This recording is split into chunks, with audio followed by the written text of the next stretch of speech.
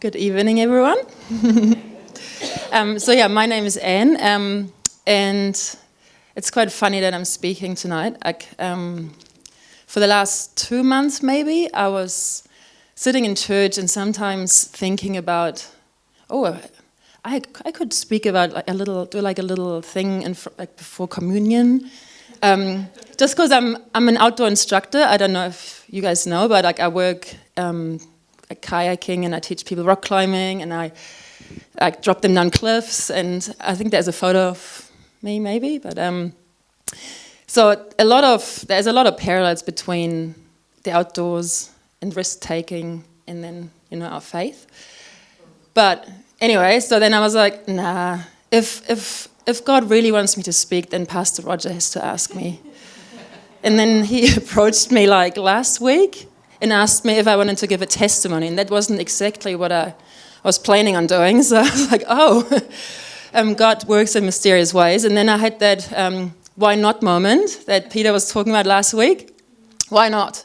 I guess I have to step out. I did say to God, if he wanted me to speak, then Pastor Roger has to ask me, and he did. So here I am.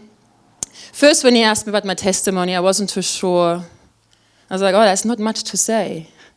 And then it's quite good to sometimes reflect on your own life, and especially when you've gone through quite a bit. So my story is not like a straightforward, I was a bad girl and then I met Jesus and then I was angels and now I've had this pretty straightforward journey. Like it's been a pretty up and down journey. And it's almost like the prodigal son story, but like many times over. So God is, I just actually can't believe I'm even here. Like the fact that he's kept his arms open for me every time I've come back to him is pretty incredible. So I'm from a little village in East Germany, about 2 hours south of Berlin, close to the border of the Czech Republic. And when I was still young, I was still like the wall was still up and there was still communism. And so it was quite a different upbringing. My family was really poor, and it was five of us. I think there's a photo of maybe when we were a bit grown up. That's my actual. Maybe I should start with my actual family right now. Sorry. So I've been in Raglan for about 12 years, in New Zealand for about 18 years, and this is me and my 3 kids.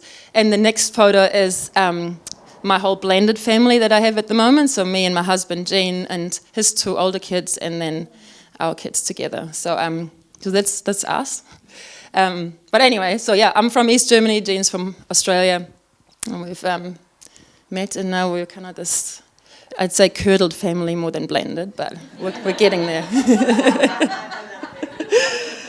Anyway, so back to East Germany. So I was all, I had quite a sort of difficult upbringing in terms of it was a really dysfunctional upbringing it was a lot of chaos, there was a lot of drama, didn't have much money, and my parents were always fighting. So it was a place I didn't really like to be. But there is I think the next photo maybe is a photo of my family. That's my little village. There you go. And that's my family. That's quite a few years ago. So my siblings were quite far spaced out. So there's 5 of us, 3 girls and 2 boys. My older brother is on the right there with his wife, and then it's me there with my sister. She's 6 years younger than me. Then my other sister is 11 years younger than me, and then my little brother, 16 years younger than me. All from the same parents. I thought I mentioned that. Anyway, so my parents were Christian, and from the outside it always looked quite idyllic. It looked quite perfect. Like people always admired our family, and my dad was working for the church, and so it was quite, like everyone loved my dad, and no one had an idea what was going on behind closed doors. And I really struggled with that. So growing up, I never really doubted that God existed because I kind of really grew up with that faith. But for me, faith wasn't really something that I wanted, or I was like, well, if God is really that loving father, why is my family like this? Like, I literally went to sleep, my parents were screaming at each other. I woke up, my parents were screaming at each other, and I was always kind of that kid in the middle that had to judge, or like, like my dad was telling his side of the story, and then my mum was her side of the story, and I was always kind of in the middle. And so I cried heaps. My older brother, he wasn't really, I don't know, he didn't really get involved, so he removed himself, and so it was always just, it felt like it all fell on me. And then I guess because I was the oldest girl, I had to help heaps at home as well, looking after my siblings. And so I didn't really have many friends because I didn't have that much time hanging out with them. So while my friends were kind of playing, I had to push my little brother in his pram. And so I got quite resentful, and I think I was quite an angry girl when I was younger, especially sort of once the teenage years hit. I was quite rebellious, but I carried a lot of anger in my heart. And yeah, especially I didn't have a very good relationship with my mum, because a lot of the time I really judged her for how she was treating us, or treating my dad, or like acting out, and she was always the victim, and I was like, oh, I hate this fucking victim thing, sorry, excuse me, but I just got so angry, like I was just like, just stop being like this. And I think she thought I really hated her, and so like there was times when she gave me the silent treatment for a week, and and it was just, we didn't have a very good relationship. And my dad I kind of had a better relationship with him, but he, in my opinion, was very soft, and he never stood up for himself to my mum, but then he was really angry with us, so we got heaps of beatings and dragged along by the ears and all that. So I just had a lot of resentment towards my parents, and because they were Christian, they always told me that I had to honor my parents, and so that made me even more angry. I was like, I just can't do that, I can't honor you, like I just can't do it. And then I felt even more rejected by God, I guess, because I was like, well, he said we have to, and then there's that promise attached to it that we have a long, prosperous life, and so if I don't, and then, anyway, my parents kind of, so when I was about 11, I started getting sexually abused by a family member, and that also really influenced, I guess, the rest of my life. It went on for a little while, and because I didn't kind of do anything about it, I blamed myself for it, but then I pushed it down so deep that I didn't even remember it happened until only like a few years ago when I was in counseling with Marie, and then quite a few things came up, and I was like, oh, that makes so much sense now. Like anyway, it's crazy how our brains work sometimes, and how we push stuff so far down that we can't even remember it ever happened. Like I don't have many childhood memories, which is super sad because it's like a long time of my life and I can't remember very much of it. When I was 13, it's like between 13 and 16, my parents, I guess they were a bit desperate because I was quite a rebellious daughter. They sent me to like a Christian camp, and it was non-denominational, and it was like worship like here, and it was like a lot of really loving people, and it completely changed me. Like it was really where I found my faith, and I gave my life to Jesus, and I was like, wow, he is a loving father, and it was almost like the first time that I felt I was in a safe space, and I really loved it. I made really good friends, and I prayed for my family heaps, and I was always like, it was a whole week away, and I was always scared going back, but I was like, no, this time I'm going to go back, and I'm going to pray for my family. I'm going to be the light in the darkness. And I had all these, and I got back, and I don't know, it didn't take very long, a few days, and then it was back to normal. It was back to it. And I felt it really reminded me of that parable of Jesus, of the sower, and the word of God kind of falling onto kind of fertile ground, but it kept getting choked by like all the weeds and the thorns, and I just felt like I was always drowning, and I just felt like I was always being choked, and I'd never really felt like I was growing in my faith. I always just kind of fell back. And I felt like I was actually almost going into getting that same victim mentality without even noticing. Like I was always blaming my mum for being a victim, and then I ended up feeling that myself, like, oh, like, why is this happening to me? Why do all the other people have nice families? Why or am I the only one with screaming parents and fighting parents and all that? Anyway, I couldn't quite understand. And then when I was about 16, there was this movement that started in 1991. I don't know if you ever heard of the Jesus Freaks.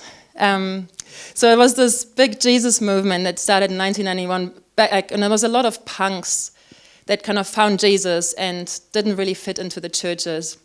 And everyone in the churches looked at them funny when they turned up. So Martin Dreyer, he was like a pastor, and he just started their own church. And it sounds a little bit like a sect, but it was actually really, like, it's all really, like everyone, it was just really passionate people from all walks of life, reading the Bible together and praying together, and the music was more like, like punk rock, but we love Jesus. Like it was, so anyway, so there was a little group of us, and we all kind of got together, and we kind of had our own little group of Jesus Freaks, and all the little groups connected quite regularly, like the ones from Leipzig, which is the next big city from where I grew up, and Berlin, and we all like come together and we share stories, and you all played music, and we had a band, and as I said, it was quite sort of punk rock based, but it was we were all really passionate about Jesus, and it was, for me, that was kind of, I think, the rescue. Like I had thought about suicide, and I tried to run away a few times, and that was the place where I felt like home. That's where I had my friends, and we meet up quite regularly and did Bible studies together. But then I met my first boyfriend when I was 16, and he was quite into his weed and drinking, and he kind of started dragging me down that line a bit. So I was always, my whole life it seems like I was always sort of in these two parallel worlds a bit. I had that real longing for Jesus and that real longing to grow in my faith, but at the same time I always had that other side where I was like hanging out with the wrong people and getting dragged down a different path.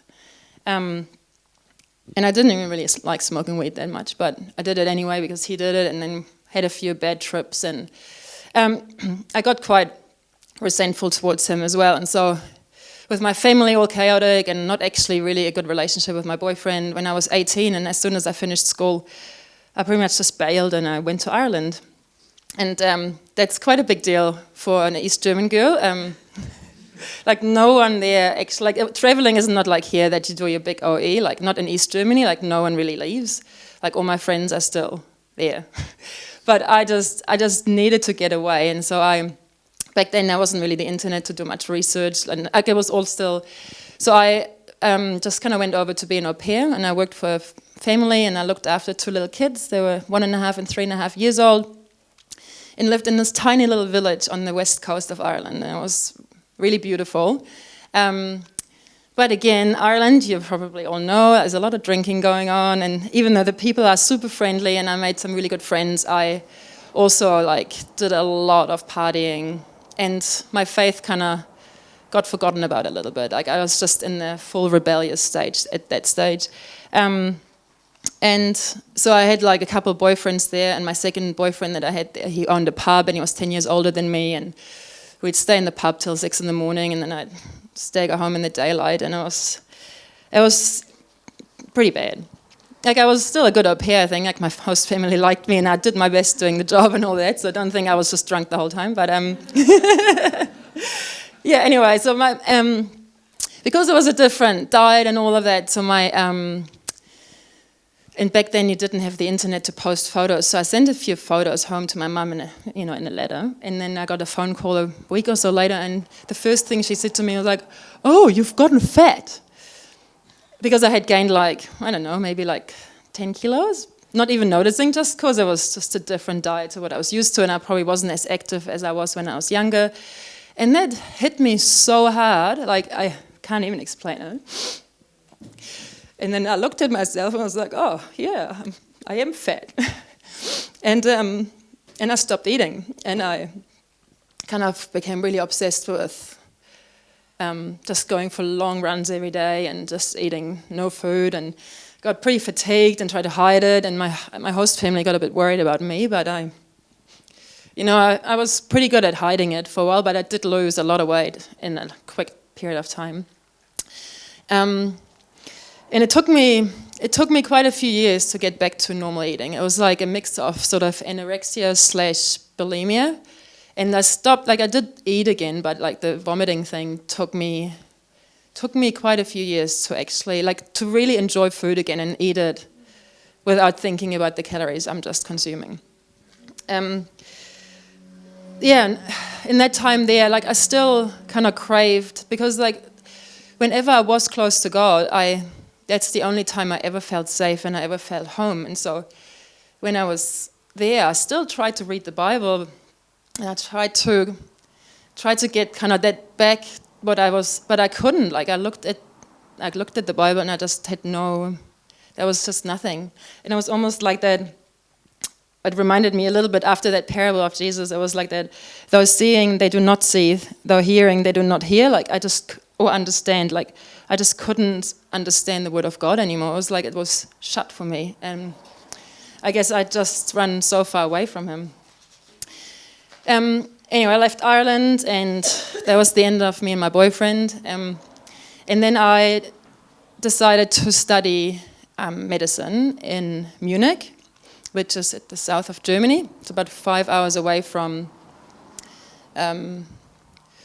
where I grew up, or 4 hours.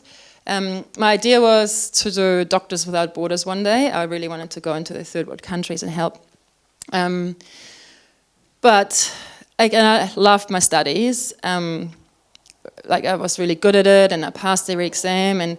But I kind of had that doubt in my head: oh, you're not going to be a good doctor. What are you thinking?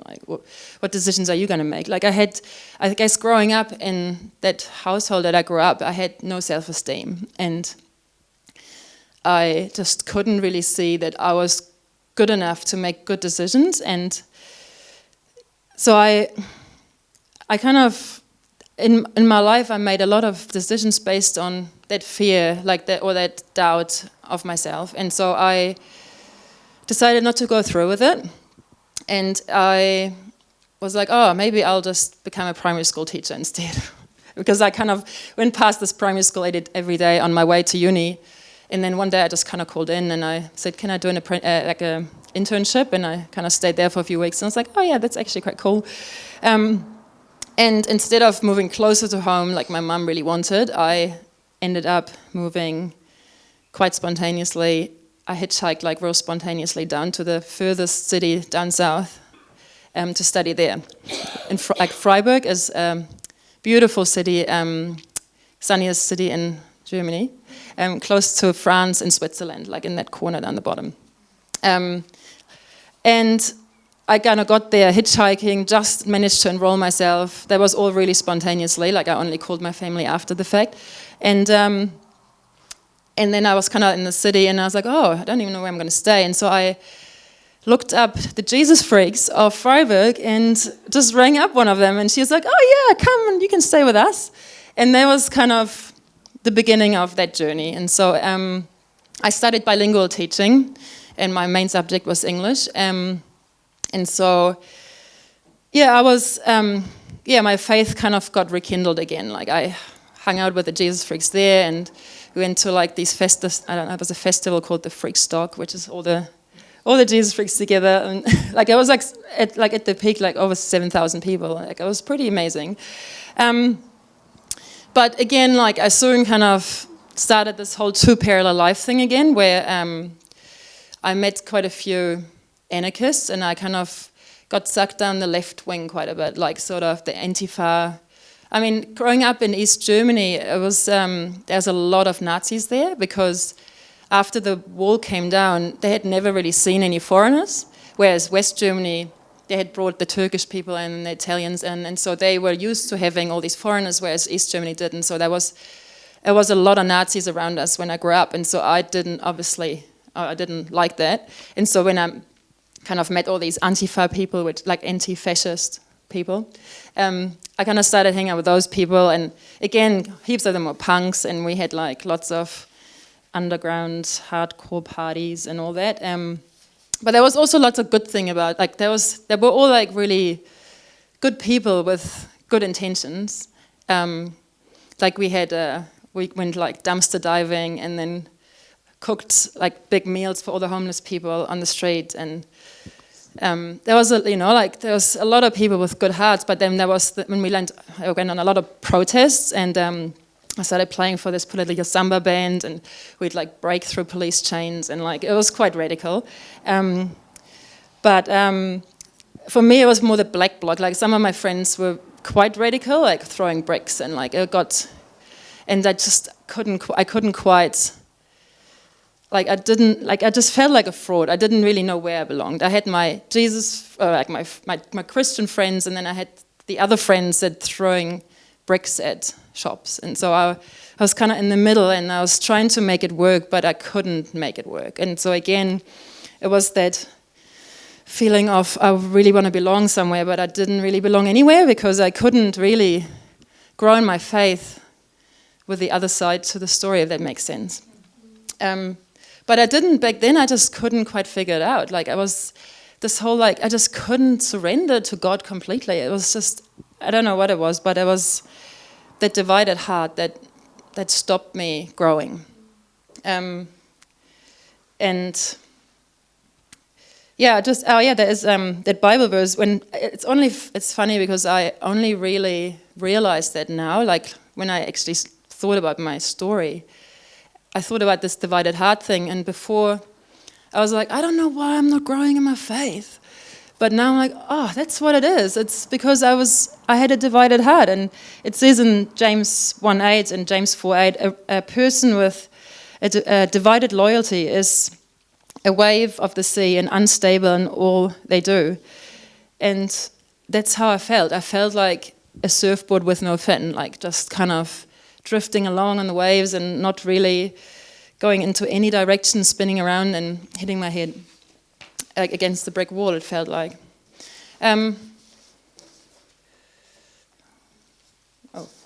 Where's my other page? Here. Anyway, so because of my bilingual studies, I had to do 1 semester abroad. So when I was 22, I ended up coming to New Zealand because the German government paid for my flight and my tuition fees because I grew up with parents that couldn't pay for anything. And so I chose the country that was furthest away with the most expensive flight.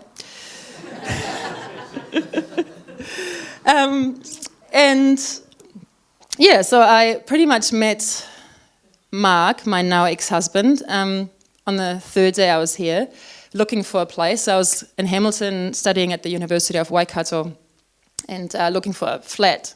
And so I kind of met him and moved into his house because he was looking for tenants. And anyway, kind of fell in love with him pretty quickly.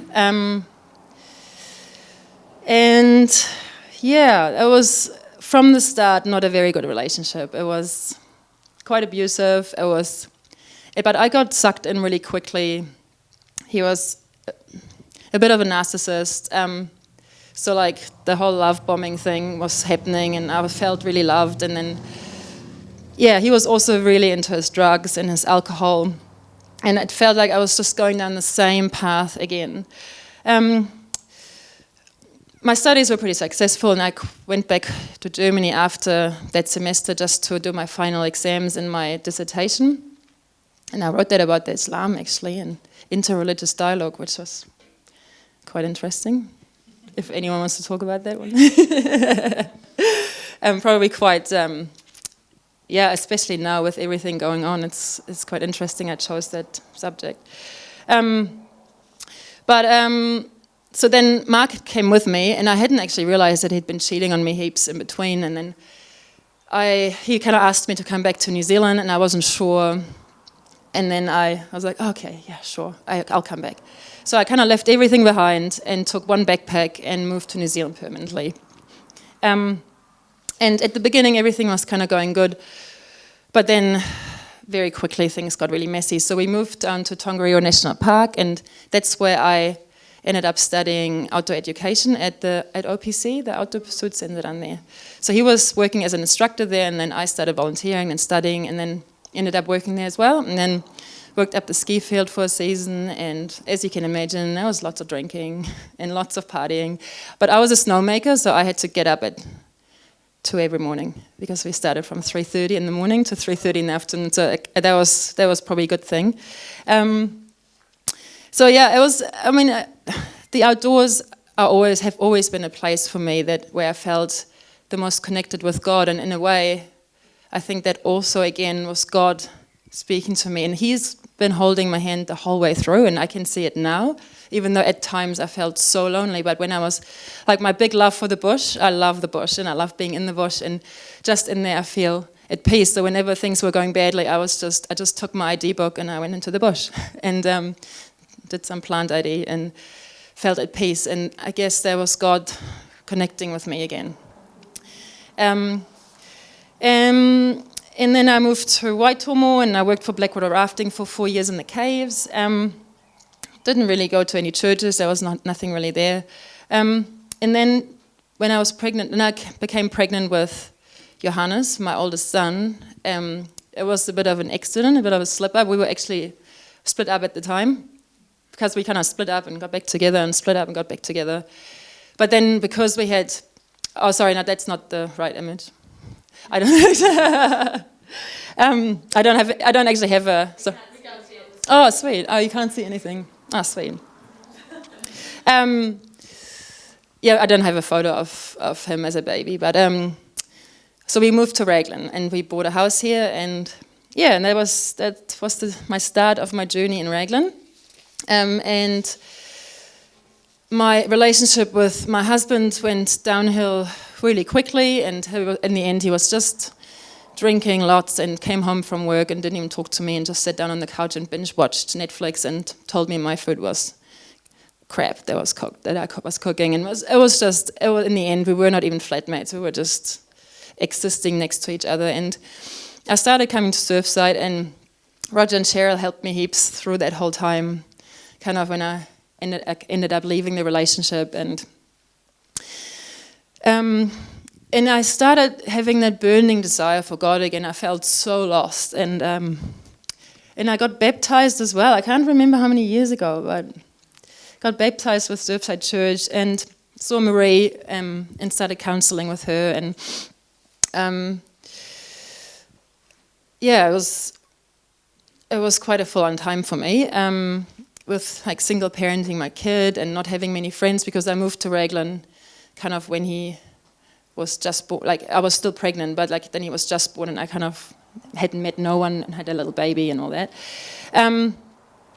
But then about 2 years later, and then I started working like 3 jobs, because he said to me when we split our assets, he said, "Oh, you won't be able to pay the mortgage," and because I kept that house, and we had other house in Hamilton that he kept, and so I kind of wanted to prove him wrong, and so I worked 3 jobs and had my baby and managed to pay my mortgage. And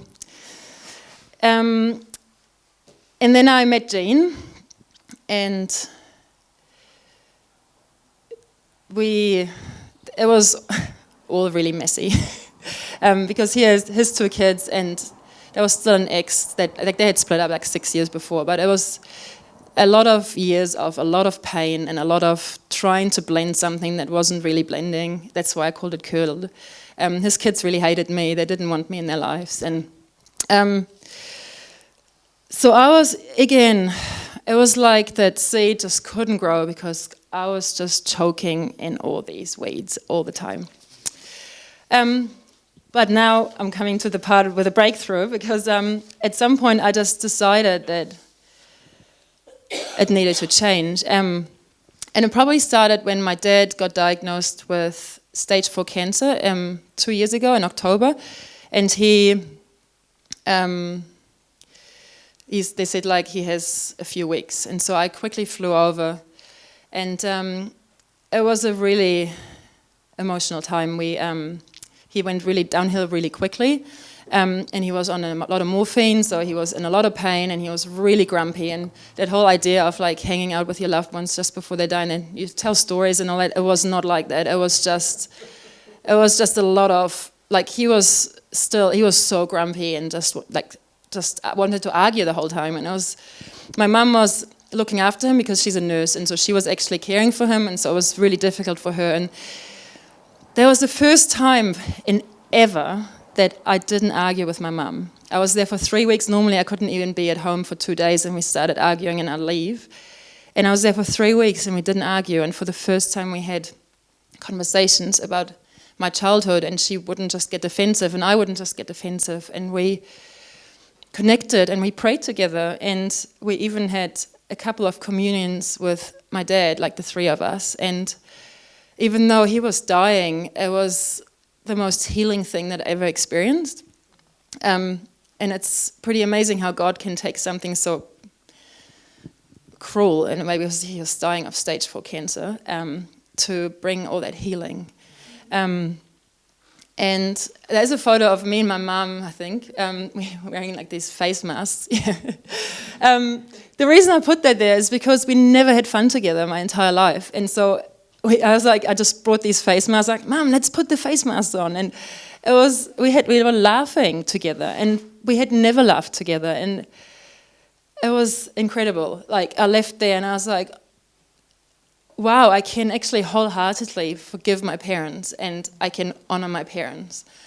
And my dad, he actually a few weeks prior to me flying over and me knowing that he had stage 4 cancer, he called me when I was still in New Zealand, and he actually asked, he said, like, have you got a few moments? And I was like, yeah. And he said, I just need to tell you a few things. I need to confess a few things about my life. And he confessed quite a bit, like it was quite full on. And he asked me for forgiveness. And I forgave him, and then a few weeks later he got diagnosed with stage 4 cancer, and that's when, he ended up blessing me just before I was leaving. And a week after I got back here, he passed away, which was really hard because I could never really say goodbye or grieve. Like, I mean, I said goodbye, but I couldn't really grieve his death because I couldn't fly back over for the funeral. But yeah, just that I think having that, honor your father and mother, that your days may be long in the land that the Lord your God is giving you, like having that on, like where I could wholeheartedly honor my parents, that was the beginning of my healing journey. And all of a sudden I was like, I just don't want to do this parallel life thing anymore. I want to surrender. Like, I'm surrendering. There's nothing better than, there's just nothing there that is better than what than God. So I just had nothing more to give. So I just surrendered all the broken pieces. And even though my circumstances here haven't changed, and they're still really difficult, but I changed my attitude towards them, and that's what made all the difference. And I don't know if you ever heard that saying, your attitude determines your altitude, but it felt like that really, like, instead of looking at all the misery and all the problems and being the victim, I focus on the word of God and of what he has to say, and I wake up in the morning and I pray, and I pray through my whole day, because it's not easy. Like, it's not easy being with a non-Christian, and it's not easy being with, like in certain circumstances. But I realized that as Christians, we're actually in a battle every day. Like, we're not just cruising through life with we're on a battlefield. And I had gone into this battle unprepared, unaware that I was running onto the front line naked, and no wonder I got defeated over and over and over. And I was like, and now I'm taking this spiritual battle seriously, and I wake up in the morning, and I put my armour on, and I'm prepared. Like, I need to be prepared, because I don't want to leave it to chance anymore. And I feel now that my growth has started happening since then. Like, I've been growing, and I've been, like, what I was always wanting is, like, now happening. Like, I let, fear and anxiety and negativity rule my life, my entire life. And And now I'm like, no, I don't want to be that victim anymore. I don't want to be that wounded soldier lying in the back, like everyone praying for me all the time, and I'm like drowning and drowning. And yes, I'm still in difficult circumstances, and I'm still wounded. But now I'm taking responsibility. I'm taking the weapons, and I'm putting my armor on, and I'm going to the front line because I don't want to be just that victim doing nothing in the back anymore. And it has made a huge difference. And I said to Roger, it's almost like I'm Jacob wrestling with that angel, and every day I'm like, God, please don't let me go again. Hold on to me. I don't want to go back down to where I was. Like, I don't want to. Please hold on to me. And I just want to take just a few things to end it. Sorry, I'm going a little bit over time. Like in the past, I made lots of decisions based on fear, like, the fear of failure, the fear of abandonment. I think that's what got me into all these dysfunctional relationships. God gave us a spirit not of fear, but of power and love and self-control. And I want to hold on to those things now. Like, I'm not focusing on the fear anymore. And I'm still doing fear still gets me. But now I do things despite of the fear. And I think that's where we start growing. And I'm teaching that as an outdoor instructor, like daily, because people face their fears with us all the time. They have to go over a cliff and they're scared. And I'm like, you're going to stretch your comfort zone. You just have, and I say it. And then I have to now do it myself in other situations, not so much and one of the things that is probably the biggest struggle for me is my thoughts. I get sucked down that downward spiral quite a bit when things are really out of control, and I feel the fear and the anxiety and that I'm trying to control things I can't control, and now I realize that thoughts are, we all know our thoughts are really powerful, and it's like a train, and we can hop on that train and we can go with that train and just let it take us wherever the train takes us, or we can choose to jump off that train when we realize what we're thinking. And I was like, no, I don't want to be on that train. And sometimes it's comfortable being on that train. Sometimes being a victim is comfortable because you don't have to do anything. You're just the victim.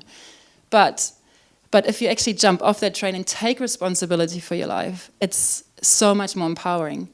And one thing, especially this year, that's really been on my heart is joy. Because I've been just miserable for so long and pretending to be happy. But also me and my mum, because my mum never really had that joy in her heart. And we're talking about it, and I'm like, Mum, this is the year of joy. We need to just choose to be. We need to choose joy, because the joy of the Lord is my strength.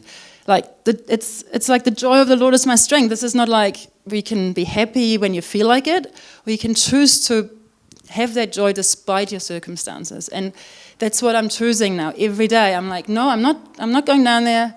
The joy of the Lord is my strength. And I'm really using those Bible verses on purpose, purposefully every day. And it's literally sometimes I repeat myself during the day 100 times in my head when I'm feeling like it's getting to me again.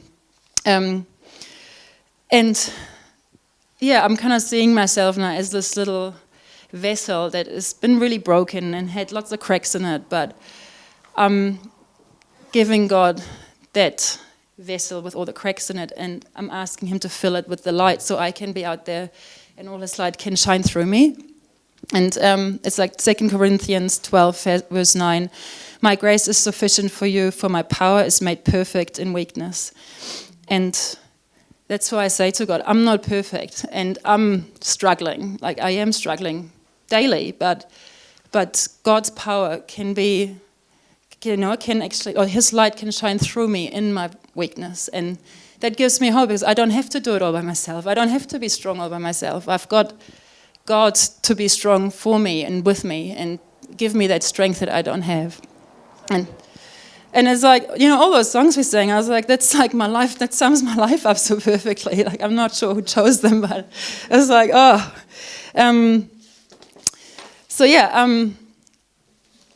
it's still a work in progress, as everyone's life is a work in progress, but I'm